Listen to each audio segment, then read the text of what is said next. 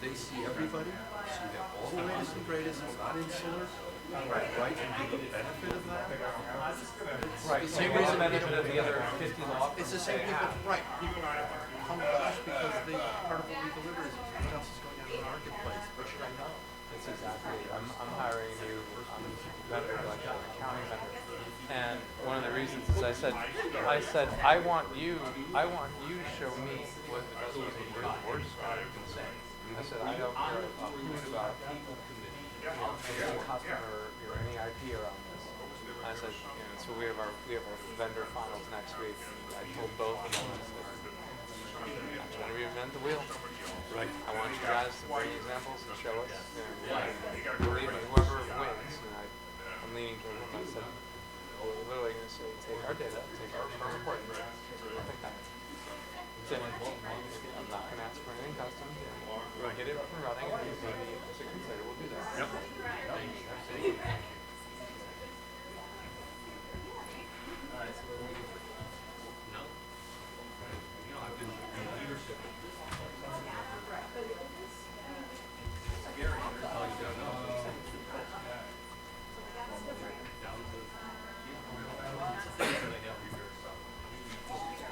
It's amazing though, like the amount of things you're gonna learn and figure out that you kind of forgot that when you were younger that you probably did. Yeah. You know. The neat thing is there's so many ways to outsource. All of our payroll and human resources. Yeah, you go to There's ADP companies. and then ADP covers all this stuff for you, and it's Yes, amazing what yes. they can do. Yeah. That's exactly right. Yeah. Yeah, I just told Gary, so I was talking to Phil about that today. I was like super happy that we are finding Alcoa in the village that's not, they reorg that, restructure this because, I mean, if the labor market stays tight, we probably should for at least another year, maybe more. We've got to have an ability to find ways to handle that staff, and if they have a contract way to push some stuff out, Yeah. they're not going to get jammed, and we're not going to be worried about That's it. why, frankly, in the legal field, like why a lot of these towns no longer have an in-house counsel. They don't have to pay their insurance benefits. They don't have to pay law library, or any of They get the amount that they need. Get the amount they need whenever it is. Yeah. They don't have a meeting in July, then they don't have legal services for July. Don't give us ideas. Well, you have outsourced. Well, that's not an right. hourly. I guess that's right. I don't think of you, but you're right. Other than I didn't realize Yeah. you guys We always have a you meeting. did the FOIA for that. You did the FOIA for that. The historical society. For the booth cottage. No, Is that I what you're- thought you did for the historical society for that home that's going to get moved. we did the That's the FOIA. booth. I thought they got FOIA. I don't know you did it. Just let me tell It you. would have been recent. Well, we did when the village received it, is that what you're saying? Yeah. We helped respond to it. Is that what you're? Yeah. Okay. We didn't. Right. No, I'm saying, but and it's we don't that's know. what we do. We don't know when we're going to get that request. Right. That's Right, exactly true. right. Yeah. No, we have a FOIA expert. That's what I know. I understand. What you're saying. Yeah. That's right. No problem.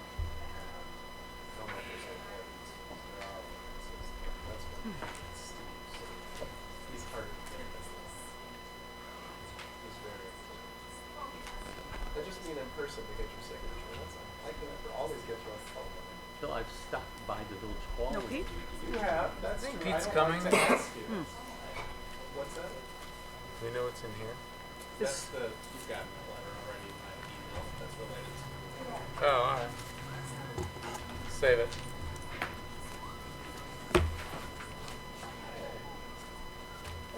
Yeah, there he is.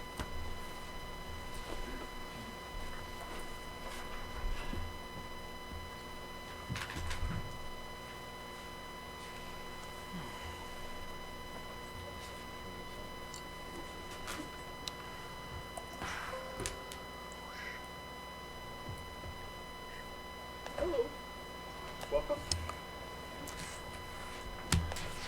You ready? All right, I think we have quorum. Okay? I'm good to go. All right. Sorry to be late to your first item. As President Levin had noted, he would be absent to this meeting on the January 16th, 2020 board meeting. Trustee Rubin was nominated by the board to be tonight's presiding officer in the absence of President Levin. So with that, I will do a roll call and then we will move through this. Trustee Hallwax. Here. Trustee Listener. Here. Trustee Miller. Here. Trustee Mulvaney. Here. Trustee Rubin. Here. Trustee Vree. Here. All Have a right. quorum. Thank you. First, let me say thank you all for being here this evening. Appreciate it. If I could please get a motion to approve the minutes of our January 16th Committee of the Whole and also the January 16th Village Board regular meeting. Second. All right, can I please get a roll call? Trustee Hallwax. Yes. Trustee Listener.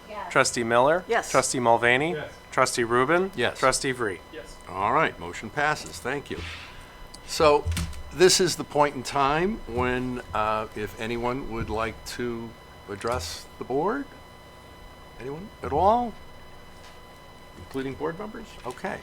I would just like to take a moment now, though, to congratulate our esteemed counsel, Steve Elrod. Some of you may know that he and some of his partners and other colleagues have left the firm of Holland and Knight, where they have been for many years, and have provided us wonderful, wonderful service. And they have now formed their own firm, which is Elrod Friedman LLP, and which is a big step. And we're looking for nothing but more wonderful service for many years. And that will come up again later on our agenda in terms of approving your council's new engagement letter, which we're thrilled to do. So, thank you. Anyone else? All right, thank you again for being here. If we could start with the committee reports. Can we get a Yep. finance committee report, please? Yep. So we did not meet this month, but as has been the case over the last several months, basically the finances for the general fund finances are coming in for the most part as expected, which is just a little bit ahead of where we were last year. Revenues have really trended nicely with a good economy, both from property taxes, state income tax, sales tax, and so the village is benefiting from that. On the expense side, things are also coming in according to expectation, which is just again a little ahead of where we were last year. We have 1 month left in the fiscal year, and then we are on to a 10-month stub year. And so for now, things look good. Very good. Any questions? Nicely done, Trustee. Yeah, that's Bring those in on budget. There you go. I should mention for the record that as there was no committee of the whole meeting this month, there is no report of that committee. Trustee Miller, could we please hear about Plan Commission? Yes, you may. We met on January 29th. First item on the agenda was an appearance review for the sign for North Shore Community Bank at their location right adjacent to the gas station. And that sign was damaged in a storm, needs to be replaced, but there was one, normally you wouldn't need to go to the Plan Commission for that, but there was one difference, which is that they were looking to go to an internally lit sign rather than externally, and that required them to come before us. It is in compliance with the code. The only discussion that we had really was about whether the internal lighting would somehow be more distracting to the neighbors, because there are some residences near there. And we determined that it would actually give off less light. It'll be better lit, it'll be easier to see, it'll fill its function better, but will actually distribute, I'm not sure that's the right word, less light to be distracting to neighbors. And so we approved it. We then went on to a general discussion of the purpose of the Plan Commission. We've got a lot of new members, and that happened, and then the Hoover Estate came in, and so we're sort of backtracking a little bit to do some housekeeping stuff and make sure everybody remembers or learns for the first time what we are about. And I figure that's worth doing here as well. So first of all, we are a recommending body to the village board as to a number of items, things that the village board refers to us. And with regard to the comprehensive plan, plats of subdivision, things similar to that, like steep slopes, ravines, water management, tree preservation. And we are the final decision maker for the review and approval of exteriors, whether that's new or modified. So that would be property appearance in any of the business districts. So those are our two functions, pretty broad and interesting from my perspective. Then last we talked about our anticipated agenda for 2020. We do expect that we will probably see the Hoover Estate final plat, which we would review and then make a recommendation to the village board. And then the other sort of big global item that we think is going to be coming up is to decide whether the comprehensive plan, which was the existing comprehensive plan is actually 1996 plan. What was updated a few years ago was the downtown portion of it, the tune-up, as you may recall. But the rest of the plan hasn't been done since 1996, and by my calculation, it is 24 years from that. Ideally, they're done approximately every 20 years. So the staff is going to review that plan for deficiencies and to see whether there are matters that should be updated. I am sure they will find some things, and then they will provide a memo to the commission, and in conjunction with the board, we'll get matters rolling, because obviously there are policy issues as well. So, you know, we'll figure out how to interact over that. So that was our meeting. Only thing I'd add, I know the next two meetings, we have some calendar conflicts, so just for the benefit of the record, Yeah. The February meeting, which would normally be, I believe, the 26th of February, is being moved to March 4th, which is the following Wednesday. And the March meeting, which would normally be March 25th, will be moved to Wednesday, April 1st, which is, again, the 1 week following the Right. the regularly scheduled meeting. Right.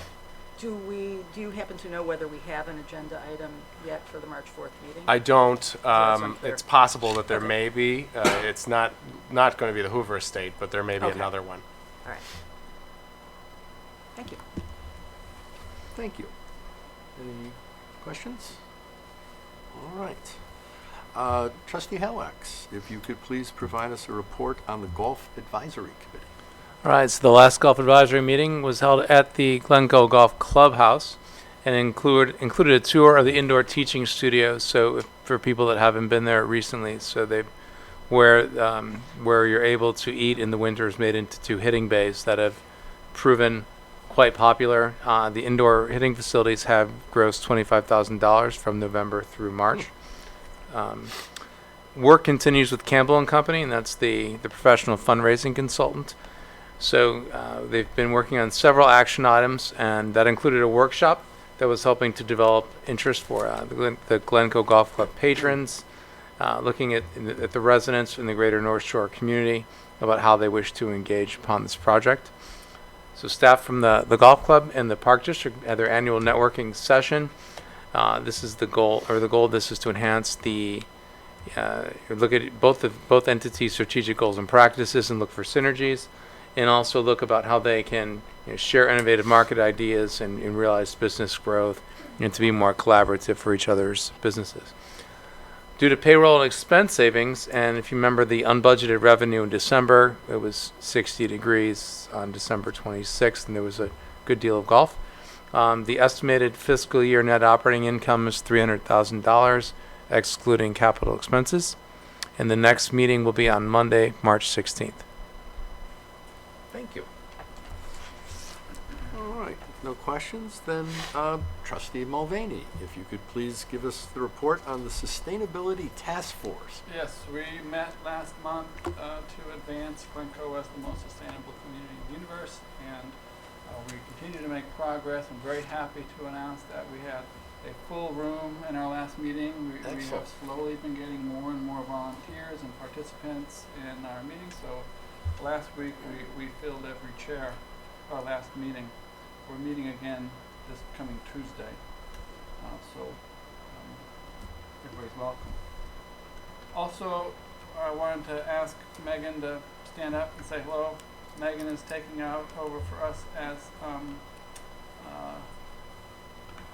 our representative on the Sustainability Task Force. She is filling in for Patrick, who recently left, as everybody knows, so thank you.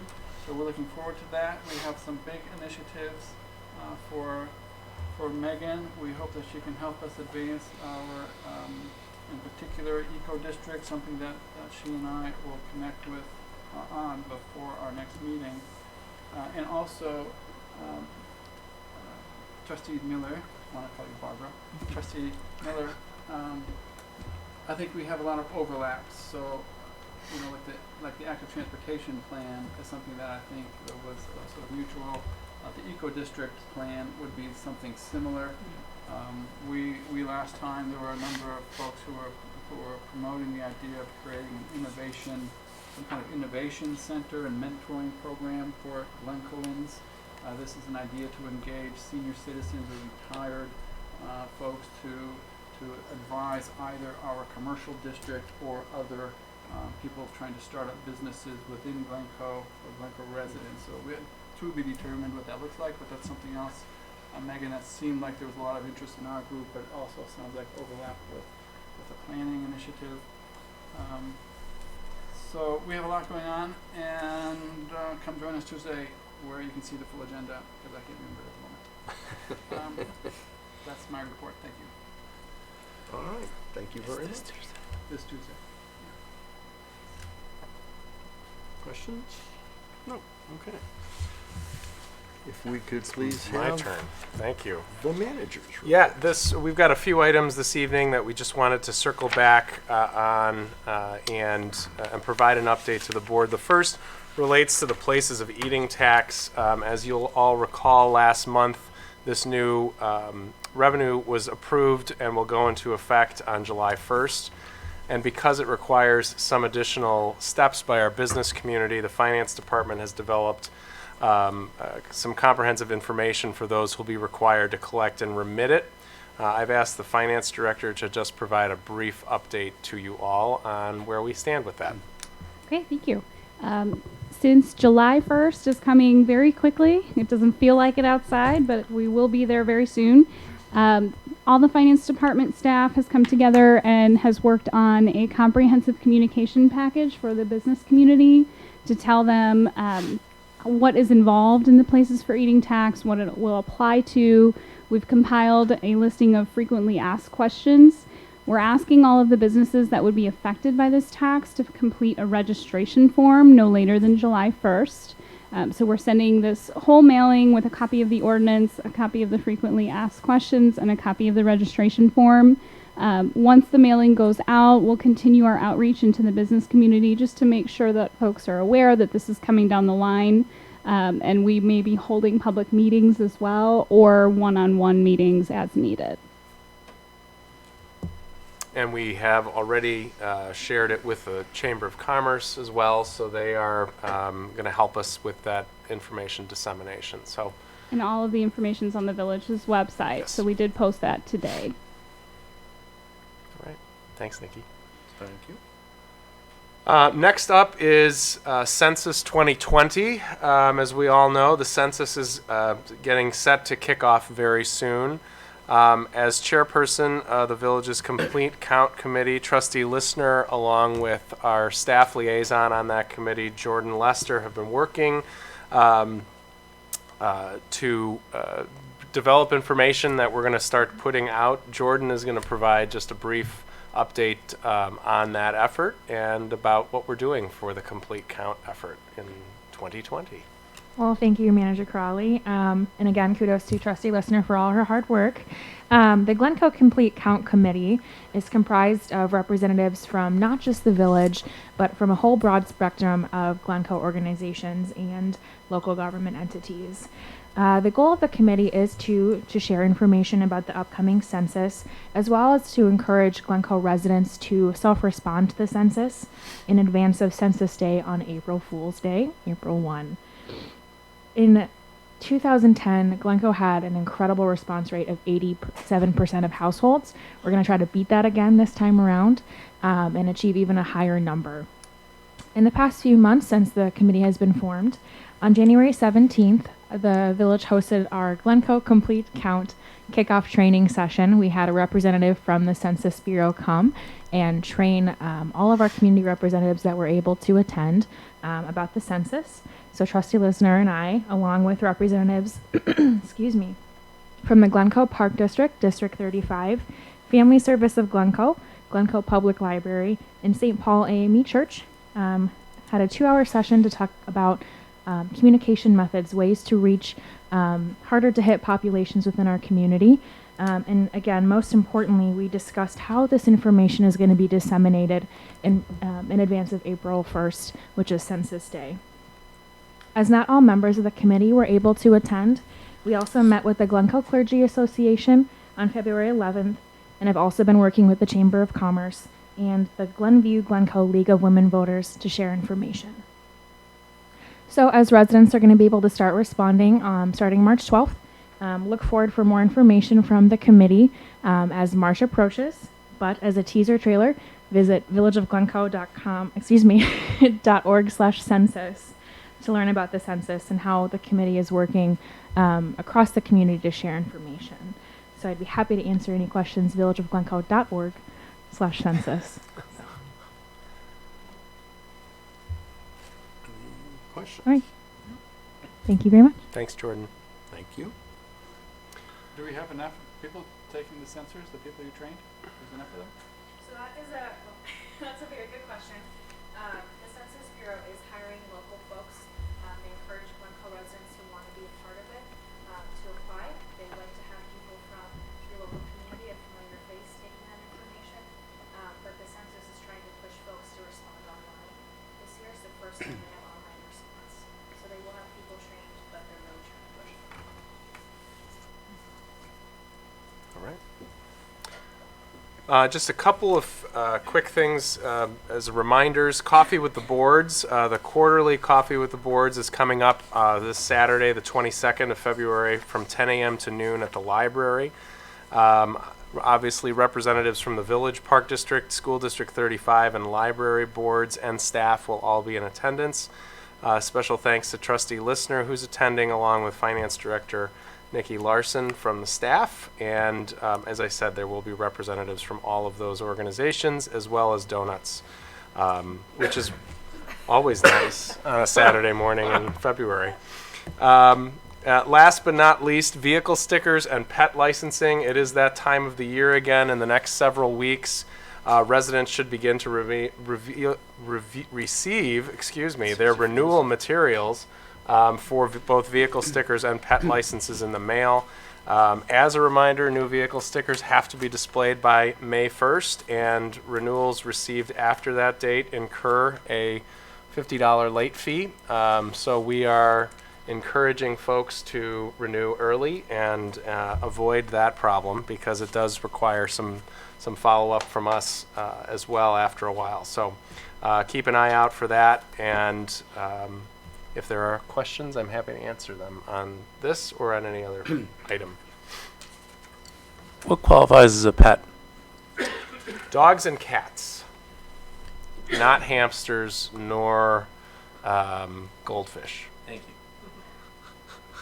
And there's two separate applications, obviously, but can a resident do both at the same time and reduce paperwork and? You can, in fact, renew everything online, which we do encourage people to do as much as possible. Some folks just like to come into Village Hall and transact in person. Some people do send them back, and that is managed through a fulfillment service.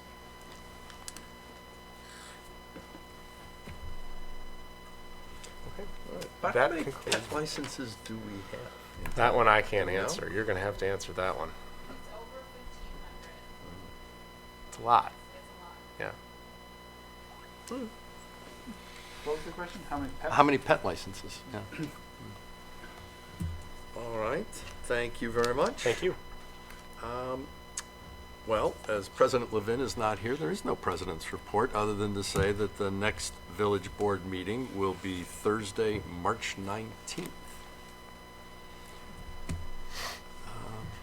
And at this point, if I could please get a motion to approve our consent agenda. So moved. Second. Anybody have any questions or comments or anything they'd like to discuss on any items on the agenda? All right, in that case, could I please get a roll call vote? Sure. Trustee Hallwax? Yes. Trustee Listener? Yes. Trustee Miller? Yes. Trustee Mulvaney? Yes. Trustee Rubin? Yes. Trustee Vree? Yes. All right, motion passes. I understand there are no particular regular business items, and is there anything anybody else would like to bring up at this time? Not all at once. I had one item of Village Manager Corrali and I have had some discussions about improving engagement with our committees and commissions. So I would like to just suggest to the board that we pick this up as a topic where we improve the relations and communications between us and other governance, whatever we call them, subsets, committees. Do you mean within the village ambit? So for example, the Within the Park village, District yes, and our the historic- Library Board? No, I think or it's just it's within- more Plan Commission, Okay. Zoning Board, our boards and commissions, the advisory boards and commissions to the village board. Got it. And we have, Trustee Mulvaney is right, we have had a couple conversations about it.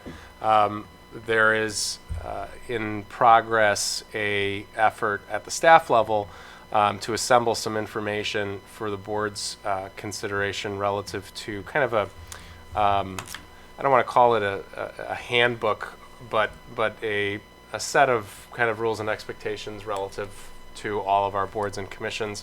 We do have quite a bit of turnover that we've experienced on those boards and commissions, and it would be nice to have a document that we can hand across the table, provide appropriate training, but also with that generate an opportunity for a better and more ongoing dialogue between the village board and those boards and commissions. So it's something that I think hopefully we're going to be able to bring back to the board later this spring. That's an excellent idea. What are some of the open positions or seats now in some of those? Do you know off the top of your head? Off the top of my head, I know we have vacancies on the Community Relations Forum. We have one remaining vacancy on the Historic Preservation Commission. The Plan Commission, Zoning Board are both at capacity, as is the Sustainability Task Force.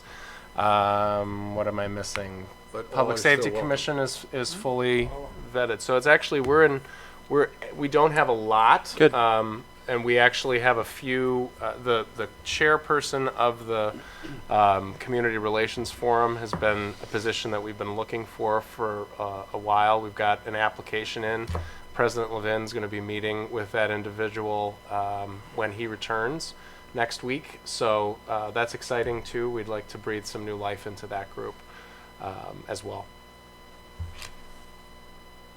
Excellent. All right. Then if No there- closed session All tonight. right, no closed session. In that case, I want a note of the time. I believe we've hit a record. I'd like a motion to adjourn, please. So moved. Second. Roll call, please. Trustee Hallwax? Yes. Trustee Listener? Yes. Trustee Miller? Yes. Trustee Mulvaney? Yes. Trustee Rubin? Yes. Trustee Vree? Yes. And we are adjourned. Thank you all again for coming tonight. Well done, Mr. Rubin.